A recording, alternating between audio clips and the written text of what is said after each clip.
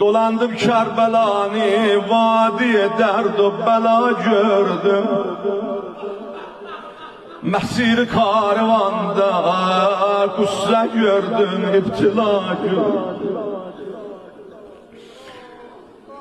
Umumən aşıqanə arzu məndə nəsib olsun, ağamın Kərbəlasında təcəllayı xuda gördüm. Hüseyin Zəvvarı vallah, ərşidə Allah'a zahirdi. Özümü bu ziyarətdə mələhlərdən uca gördüm. Behiştin eylürəm, divanə eşqi Hüseynəm mən. Mübəqqər şahları Bab Hüseyndə mən geda gördüm. Farata körpüsdən baxdım, əskər yadıma düşdü, imamın əlləri üstündə ətşan bir bala gördüm. Nedim ol xırdaca Babəl həvaşidən gözüm doymur. Haçan mən müşkülə düşdüm, onu müşkül quşa gördüm. Balarlar üstü oxlanıb, gördülər mi ola gəldi xeyməni.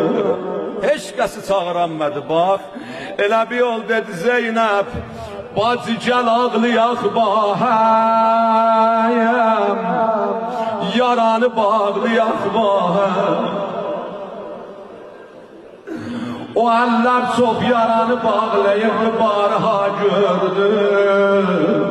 Zeynəb, nənəmin sinəsin kizzeylə əsla, əsma bağlayan meydi.